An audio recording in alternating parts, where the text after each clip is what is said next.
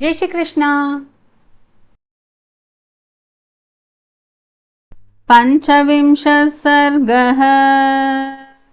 अतथा वदन्तीनां परुषं दारुणं बहु राक्षसीनामसौम्यानां रुरोधजनकात्मजा सा स्नापयन्ती विपुलौ स्तनौ नेत्रजलस्रवैः चिन्तयन्ती न शोकस्य तदान्तम् अधिगच्छति सा वेपमाना पतिता प्रवाते कदली यथा राक्षसीनां भयत्रस्ता विवर्णवदना भवत् तस्या सा दीर्घविपुला वेपन्त्या सीतया तथा ददृशे कम्पिनी वेणी व्यालीव परिसर्पति एवमुक्ता तु वैदेही राक्षसीभिर्मनस्विनी उवाच परमत्रस्ता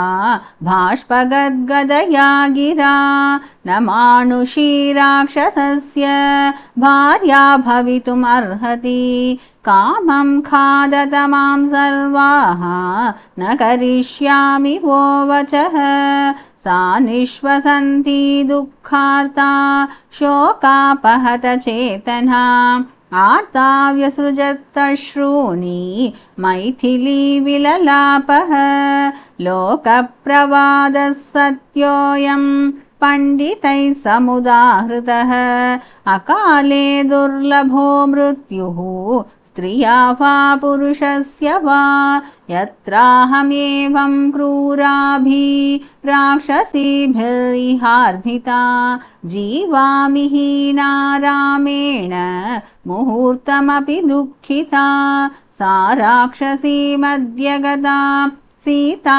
सुरसुतोपमा न शर्मलेभे दुःखार्ता रावणेन च तर्जिता वेपते स्माधिकं सीता विशन्ति वाङ्गमात्मनः वने यूथ परिभ्रष्टा मृगीकोकैरिवार्धिता सात्वशोकस्य विपुलां शाखामालम्भ्य पुष्पितां चिन्तयामास शोकेन भर्तारं भग्नमानसा हा रामेति च दुःखार्ता हा पुनर्लक्ष्मणेति च आश्वश्रु मम कौसल्ये आसुमित्रेति भामिनी एषाल्पपुण्या कृपणा विनशिष्याम्यनाथवत् समुद्रमध्ये नौः पूर्णा वायुवेगैरिवाहता